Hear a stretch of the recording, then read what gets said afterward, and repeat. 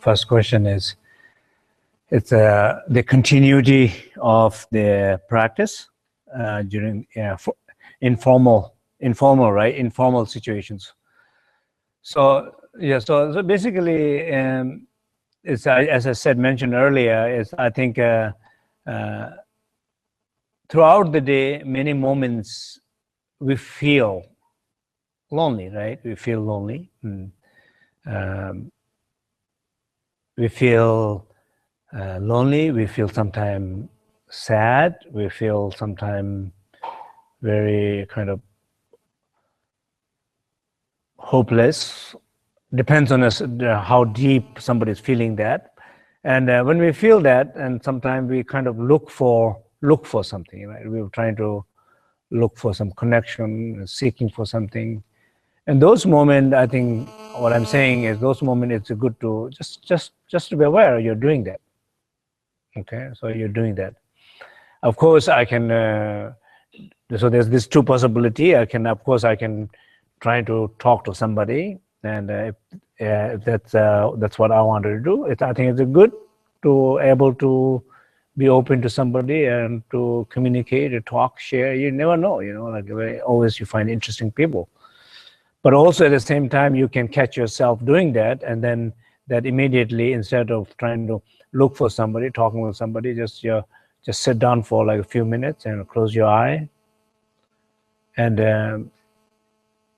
it depends on how strong your practice is. If you really like instantly be aware in the nature of mind, in the inner refuge, like if you can instantly be the mother, and then you recognize that child, and what mother does, mother gives that recognition, connection, care, attention to the child. So just some sense of giving that to that inner loneliness, inner pain right away there. And that informal practice, I'm saying, repeating it, I think is very important. For example, we all know that how to do that. Maybe we all know that it's important to do that, but we don't probably do it. So giving specific numbers I think it's very good. So you can say, I'm going to promise 5. 5 is the kind of minimum number that I gave. So if you say, I promise myself doing it 10 times. So if you keep doing 10 times in a couple of months, in a couple of years, you will build so much familiarity, that automatic kind of place. It's like a very spontaneous way of doing it. You don't have to remember to do it. You will immediately do it, because, like for example, when you're feeling lonely, you don't need to remind it to feel loneliness. Or you don't need to be reminded to feel angry, because whenever as cause conditions are together, we are expert to feel lonely. We are expert to feel getting angry. So the same way, the practice can become very familiar, that I've been doing for quite a long time, and you catch yourself doing that. So anyway, the bottom line, what I'm saying is, at least repeat that 5 times or more to integrate in our everyday life. Okay, so also if anybody has a question, you can ask.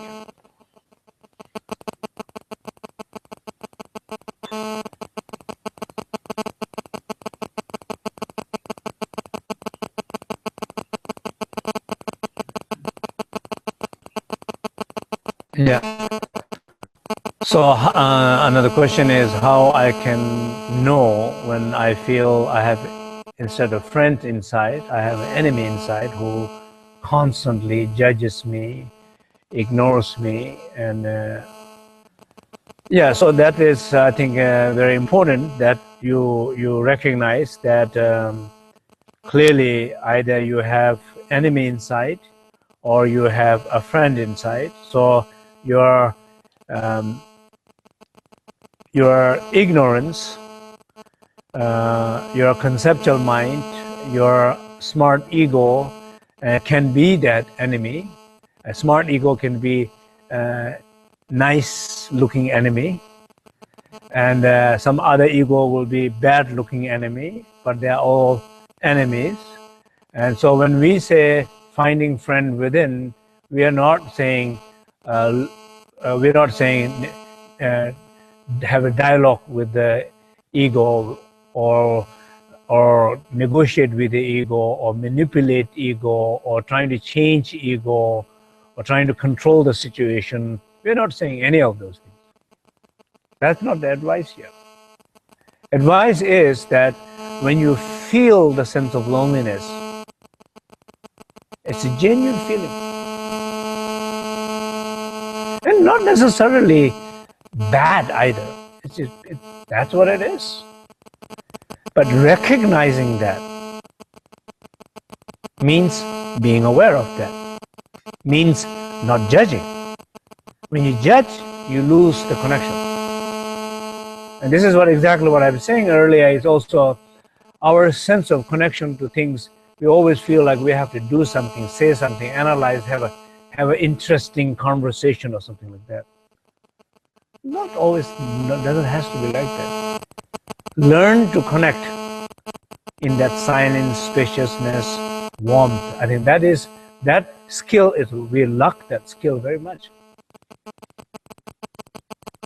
So finding a friend within is being aware of mother.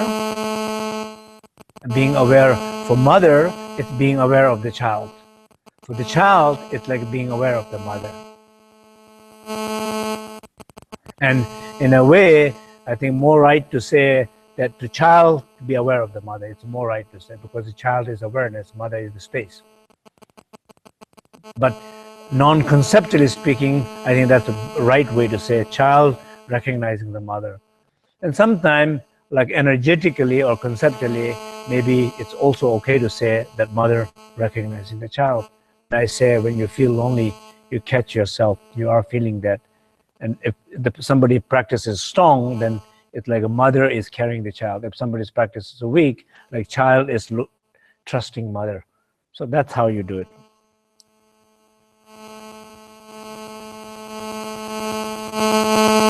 One question from one question here.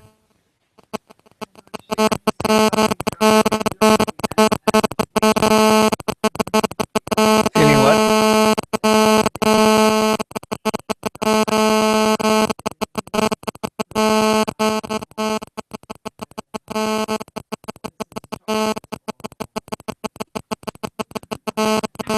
Yeah, for sure.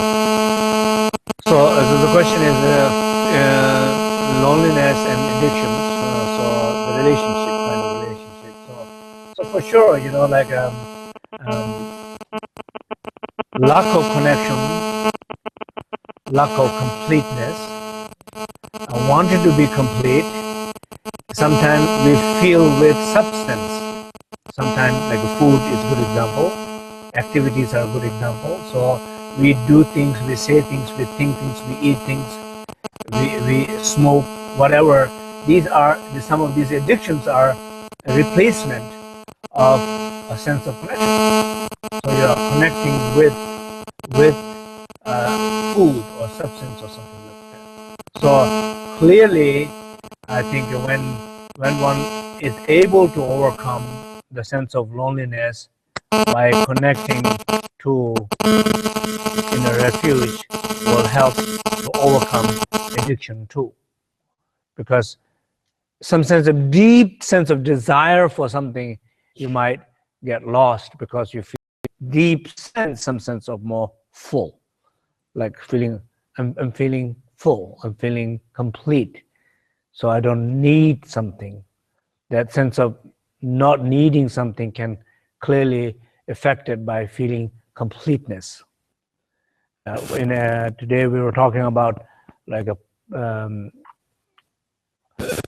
perfected body, like the wisdom of all accomplishing wisdom. So all accomplishing or all completed wisdom. When that wisdom arises, then I think easier to overcome addictions. Yeah. Okay. Any other? Yeah. A question.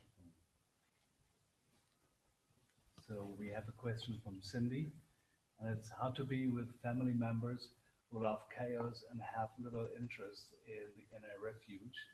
It is challenging for me to be around this person for long periods, and she wants a lot of attention.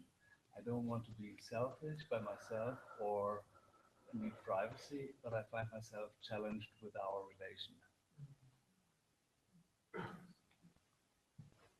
So how to be around family members, the family member who is very demanding with a lot of attentions, right?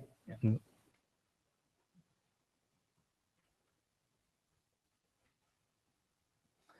Yeah, so I think there's two things. One is clearly you need to take care of yourself. When you need to take care of yourself, when you need to go away from the family, I think it's good to do that. No, it's important to do it and able to do it. But at the same time, sometimes when we go, sometimes what the other problem is, sometimes when we go to family members to help family member, we go with so much expectations equally from them as much as they're expecting from you. So when you go there, I think even they're demanding something. Sometimes I think if you're open enough doing it, whatever they're asking to do, it will be much more helpful than resistance. What I find sometimes is when we go somewhere, we go with the resistance. And the resistance is, no matter if somebody's asking something or not asking something, you always feel like I'm giving too much, I don't want to give, I don't want to give.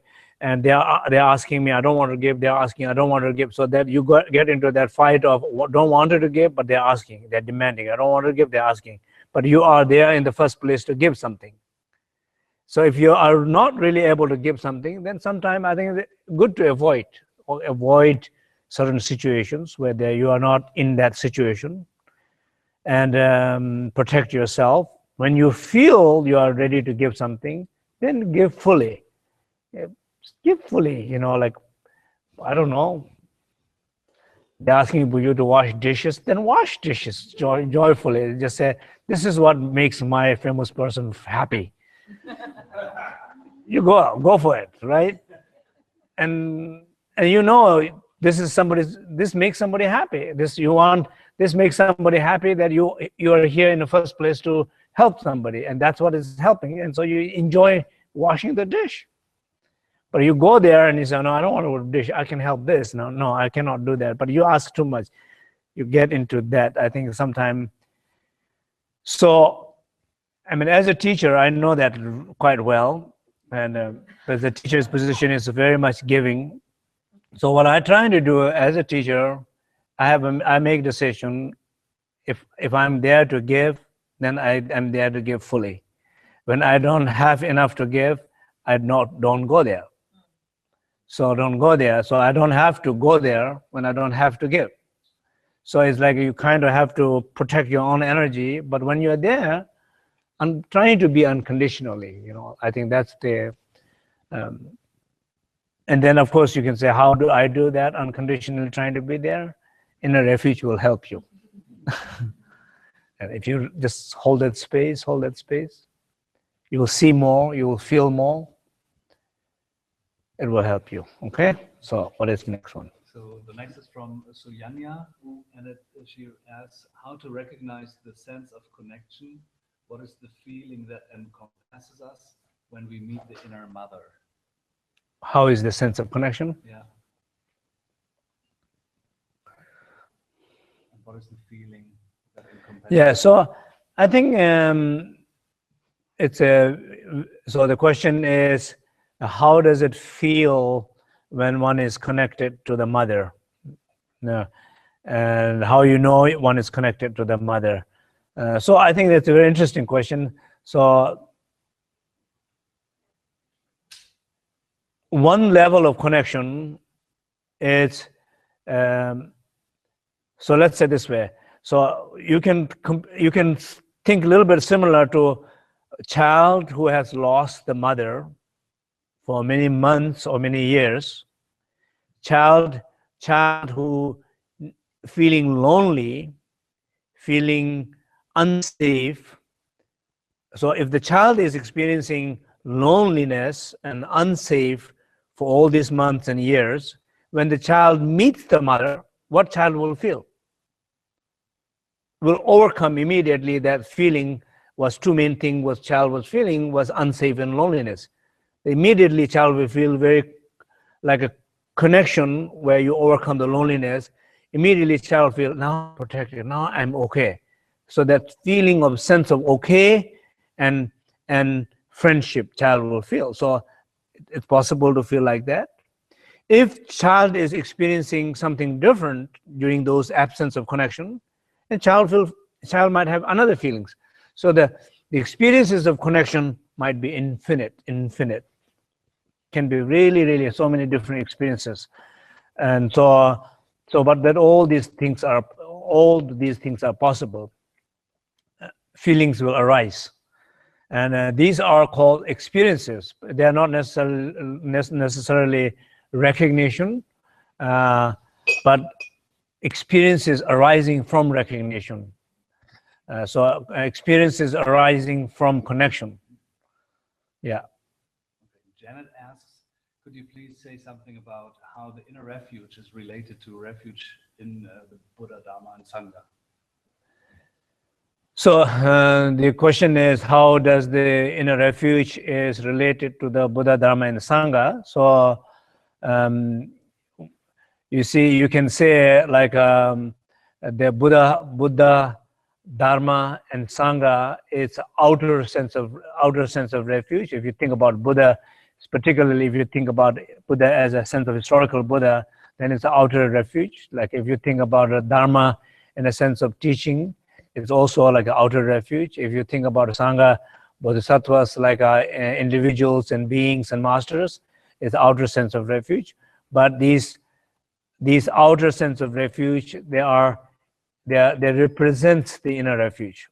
So it's not like replacing each other, but they clearly represents each other, help each other. So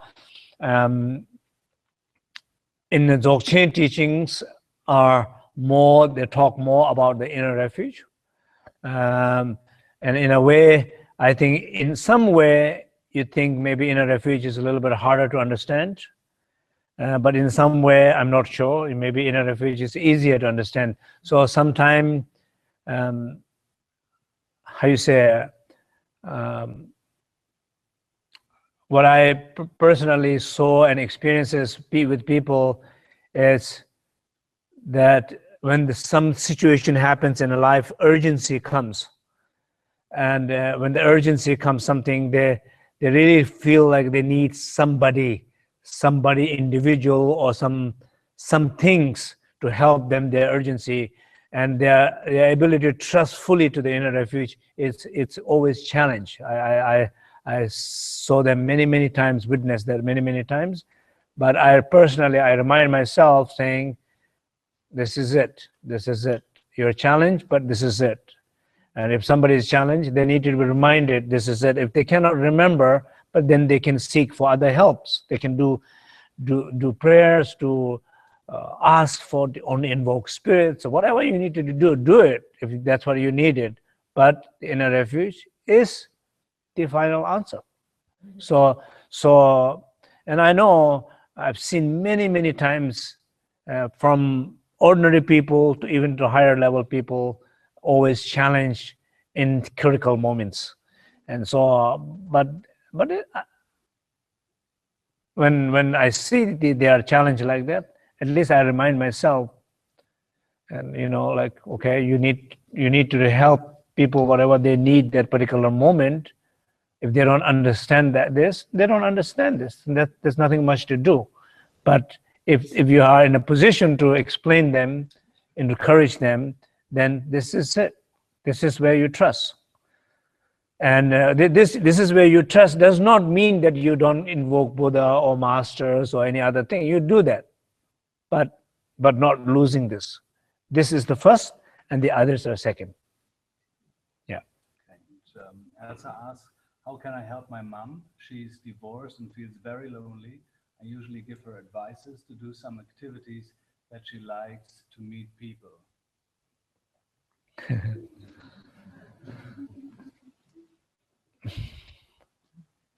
So the question is how I can help my mother, who is very lonely, and she's advising to meet people.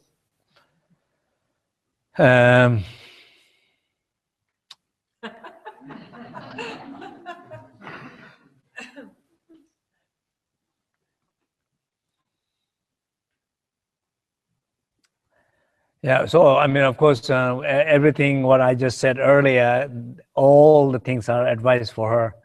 Ask to come to the webcast.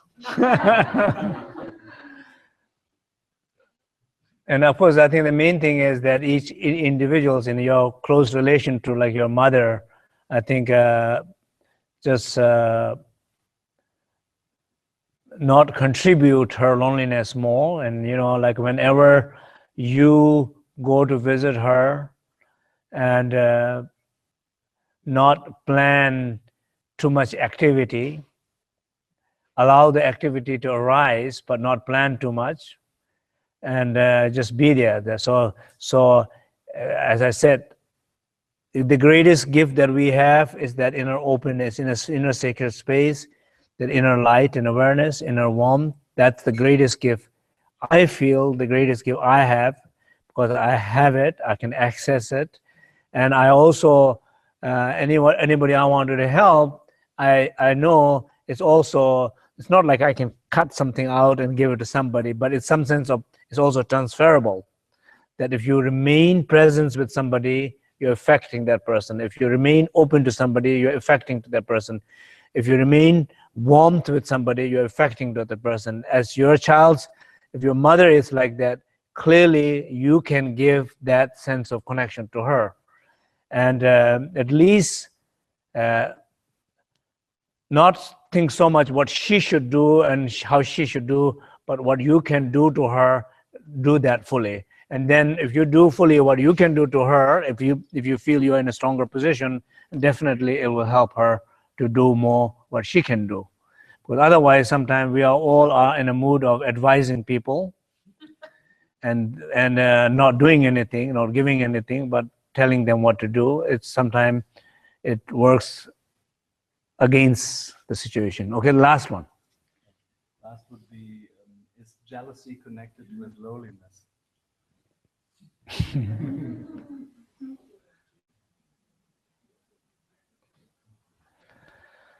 So the last question is the jealousy connected with the loneliness. I suppose, like jealousy is a seeking for connection. When you don't feel enough connection with yourself, and then you feel the threat of losing connection to somebody, and in some sense, I think they are connected. So they are connected. So maybe right now, somebody who is feeling jealousy, it's the most important thing, or to overcome jealousy. So you can think about the person that you are jealous of. Think about how many people in the world is fully enjoying and having fun without that person that you're having a relationship with. And you can join that club too.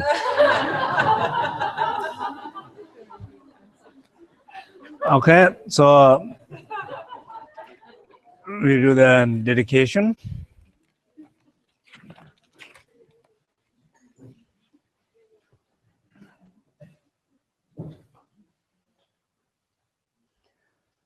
Shane Sola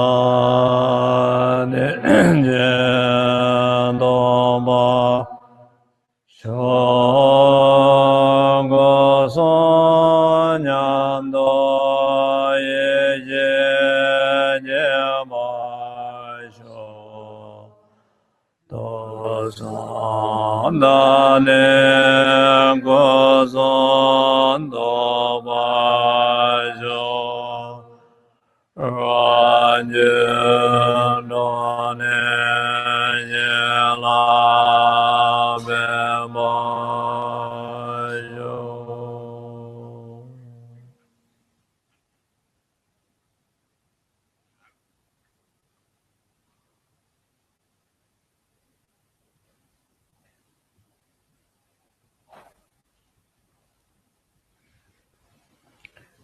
Okay, thank you.